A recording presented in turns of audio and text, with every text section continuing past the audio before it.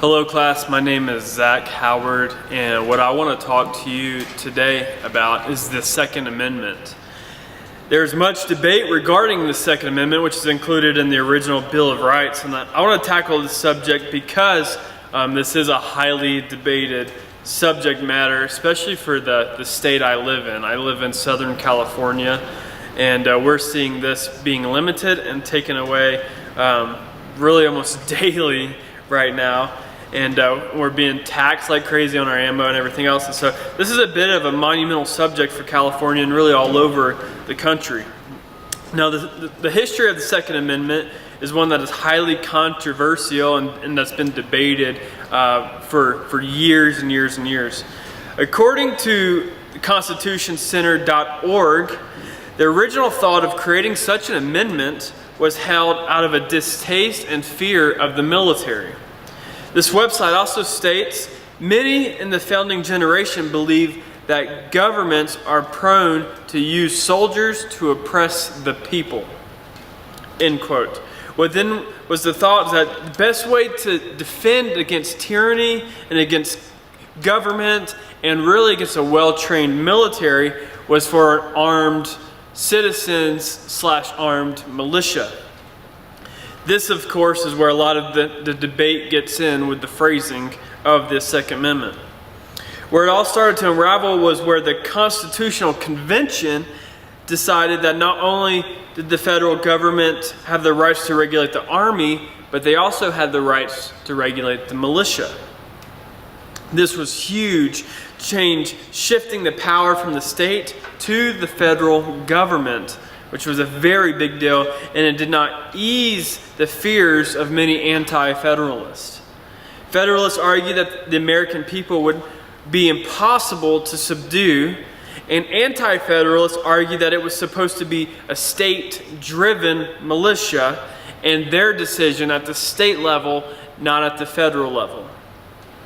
According to the constitutional topic, the Second Amendment by Steve Mount, the one commonality of this debate between the Federalists and the anti was that the federal government should not have the right to totally disarm the citizens, but the federal government did have control over the army and now the militia. Now, the original Bill of Rights was written, as we know, by James Madison. It was heavily influenced by the Virginia Declaration of Rights written by George Mason. The fear was that America would turn into England, and that England, how it oppressed its people and its citizens, that America would start down this pattern if we continued to give power at the federal level and take it away from the state level. They feared the Bill of Rights were intended to help empower the people, so there was no fear of oppression from the federal government. The central debate, as discussed at the Bill of Rights Institute.org, and the common interpretation of the Second Amendment is on the phrasing, and all those sources will be listed at the bottom. But the debate is on the phrasing of the Second Amendment. Should citizens have the right to bear arms, or just a militia have right to bear arms? The problem with the militia is that it is still under the control of the federal government. So really, what is the interpretation of this debate?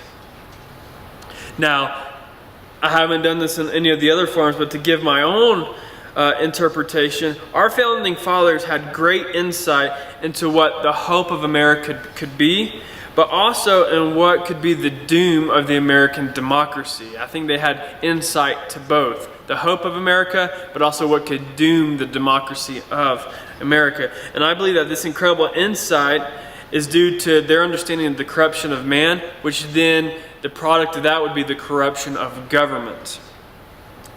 Whether the debate is citizens or militia, the point being is that the government who disarms its citizen is a government that's oppressing the people and seeking out power.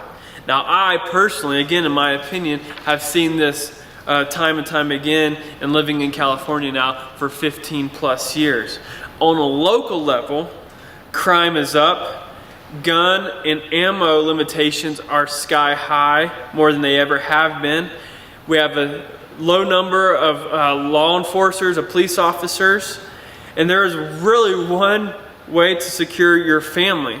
In my opinion, guns, yes, are used for crimes, yes, but they are also the best way to defend on a local level when you're in an area such as mine that is limited and law enforcers and crime is skyrocketing and gun and ammos are being limited and the ones that are allowed are taxed like crazy. The debate will rage on. Maybe strict gun laws are okay, but a government can never seek to disarm totally their citizens. This is unconstitutional, and I believe that this is what the Founding Fathers were trying to do, is whether it's militia or its citizens, that we have the right to bear arms and protection against the federal government, against enemies domestic and foreign, is what really this country is founded on. And so the debate will rage on, and that's my opinion and my research. I look forward to discussing this with you all. Thank you.